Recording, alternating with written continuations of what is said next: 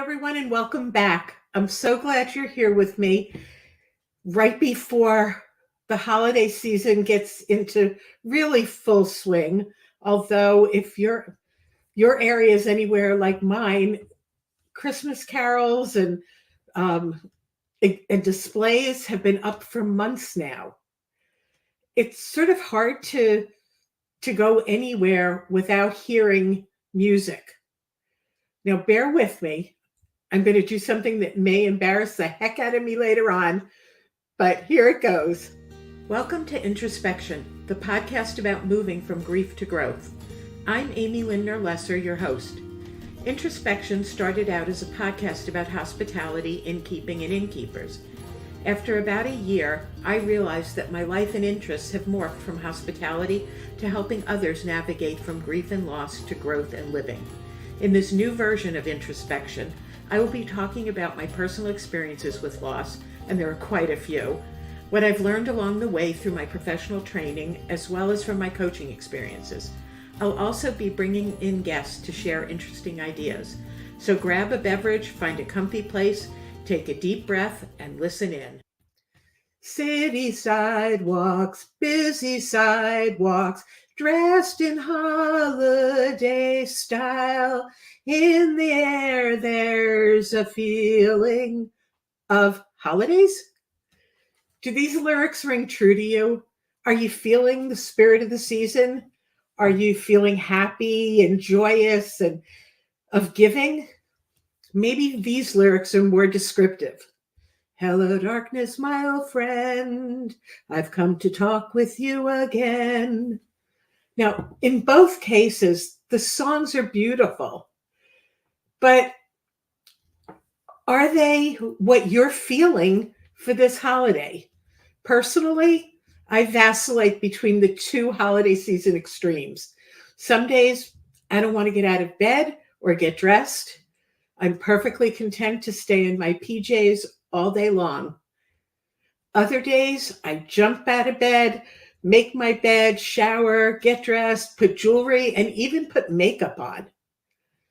Some days I can't wait to be around others, and some days staying in my house with no other human contact is perfect. I have to admit, there are even days that I don't answer the phone. I let it go to voicemail, and then I return the calls. Whatever you're feeling, it's all okay. Now, it's no secret that I'm in my 60s. Actually pushing late 60s. And during my lifetime, I have experienced many losses, more than 30 deaths of loved ones, relatives, close relationships. That doesn't even count the pets that have passed, the jobs I've lost, the infertility I dealt with, moving. It's a lot. And just so you know, the typical number of life quakes that most people experience is one every 7 years. I've had more than one every 2 years. Although there have been years with none and years with more. What I've learned is that in order to do more than survive, because I don't know about you, but surviving just seems to be baseline. I don't want to just survive. I want to thrive. I want to have a life that I'm happy to be living. And I've learned that resilience is the key. What does that mean? It means finding ways to almost use life as a trampoline, a springboard, so that I can get through it. I don't minimize it.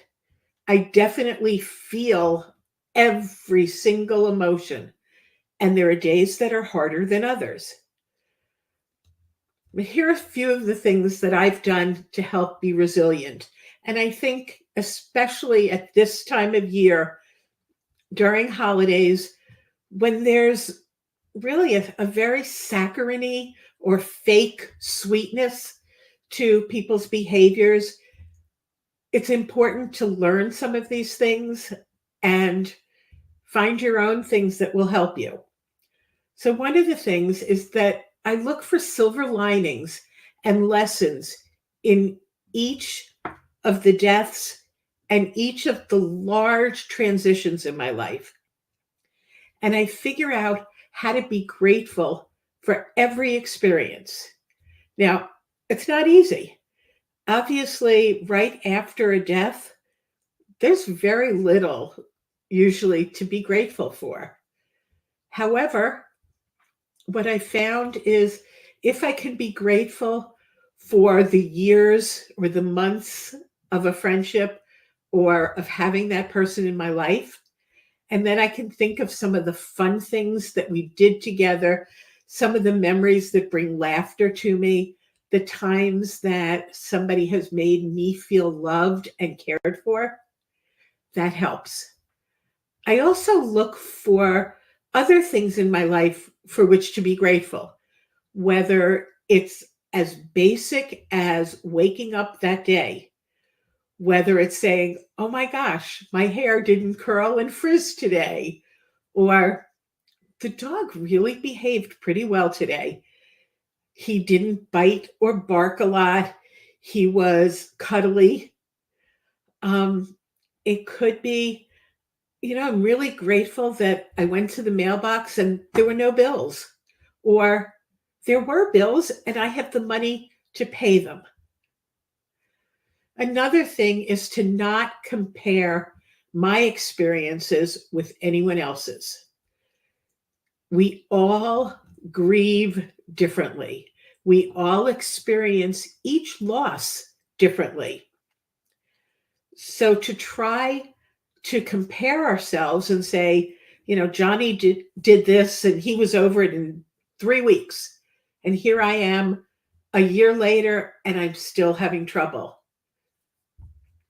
It's okay. We're all different. I don't give myself a timeline for how long I should be grieving. It's all in the appropriate time. As I have read numerous times, you're exactly where you should be at the time. You shouldn't be further ahead and you shouldn't be further behind. You're where you are. Another important skill is learning to live in the moment and not living in the past or living in the future. The past is gone. We can't change it. And the future hasn't happened. So why borrow the kinds of things that our minds tend to make up? We usually think of things being much worse when we're thinking in the future. Let's stay in the present. I set strong boundaries to protect my energy, especially when I'm feeling sad or grieving, that it's really important that I conserve my energy, that I don't spend a lot of time worrying about what other people are going to think about me or worrying about how I can take care of other people. Unless, of course, you've got young children who cannot take care of themselves or somebody who's sick who needs you. Take care of yourself. Which brings me to the next one, which is prioritizing myself and my self-care on a daily basis. What does that look like? I know for years, I thought self-care was indulgent. I thought it was selfish. And I think that's what many women have been taught, because we've been taught that we should put ourselves last. But as it's been said, you can't pour from an empty cup. You need, if you're in an airplane and it's going down, you put your own oxygen mask on first, and then you help somebody else. So what does self-care mean? It could mean going for a walk. It could mean giving myself an extra half hour, either at the beginning of the day or at the end of the day, to stay in bed and just read. It could mean a bubble bath. It doesn't have to cost money. It just is taking care of yourself. Go back to gratitude, to practice gratitude on a daily basis, no matter how hard it is in the moment. And remembering, this is one of my favorites, that no is a complete sentence. We don't need to give reasons or excuses. If we don't want to do something, we're adults. And we could say thank you. We could say thank you for thinking of us, but no, I don't want to go, or no, I'm not interested in that. And it's okay. The other thing is that I push myself out of my comfort zone. I try to do one thing each day that's new and a little scary, maybe. So, like today, I just sang for you. That was definitely out of my comfort zone. Um, I love to learn new things. So that's another way to push myself out of out of my comfort zone. Um, Listening to my intuition or my gut instinct. Our bodies are very, very helpful. If we're quiet, our body will send us clues and messages. And I can tell you one of the hardest and most expensive lessons I ever learned was because I didn't trust my own gut. And the last thing for today, at least, is learning to give myself grace and patience, just like I do for others. We have a tendency to give everybody else a pass. We give everybody else grace, but not ourselves. So try it, especially during this holiday. So how does it fit into the holiday season if you're in the middle of a major or not so major life transition? Be aware and honor your feelings. Label them, give them a name, and don't rush through them. Say, okay, I'm going to sit with feeling angry. I'm going to sit with feeling sad. I'm going to feel it. Because one of the things that's unfortunately true is when you don't honor those feelings and you don't feel them, they come back at other times and in other ways. Sometimes they come back with issues with drinking or drugs or food or sex. They come back as anger. They can be directed at other people. So wouldn't it be better, if you don't want to put it out to anybody else, that you honor your own emotions? Say no to invitations that you don't really want. If Aunt Mary is inviting you to dinner for Thanksgiving, it's really okay if you say, thanks, Aunt Mary, but no. Don't give her a reason. Just say no. You could say, this year I'm staying home, or don't have to say anything. Start a new tradition or just make different plans for this year. So if you usually go to Aunt Mary's, maybe grab some friends who are in similar situations. For years after my husband passed away, he was our cook, and he loved cooking and entertaining. And I loved the entertaining. I didn't love the cooking. And we would always have friends and family for Thanksgiving. We had, 15, 20 people. The first few years after he died, I didn't want to entertain. I didn't feel up to it. I didn't feel happy about Thanksgiving. And what I did was I invited some friends who weren't with family that year, and we all went out to a restaurant. We did that for about 3 or 4 years. And then I decided I wanted to have people to my house and my inn. And what we did was we did our own Thanksgiving or Friendsgiving. And it was all of my friends who didn't have family nearby or didn't have family. And everybody made something different. And the great thing about that is that people cook their best dish and they bring it. And we had a wonderful time. We also started two traditions for us, the kids, because my children were preteens and teens at the time that my husband passed.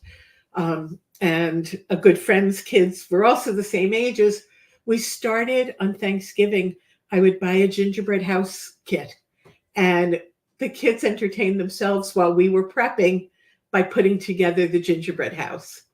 And then after dinner, we would sit around and play categories for hours. Start your own. You could play cards. You could play another game. You can ask people to go around the table and talk about what they were grateful for, or what was the thing that brought them the most joy for that year. Practice at least one self-care activity a day. And again, self-care doesn't need to cost money. It could mean blocking off time to read a book, walking outside, or if it's too cold, go to a mall and walk. It could be reading at a daycare center for kids or at a nursing home, or find somebody who's alone who may have some vision problems and see if you could read letters to them or help them write a letter. If you enjoy singing, join a chorus and go sing. Sit quietly and meditate.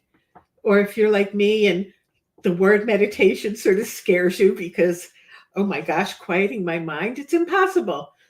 I just go and I think. If I can, I sit and think outside because I find being in nature to be wonderful. I love walking labyrinths. And it's just a way of, you set an intention and you think about it, and then you walk.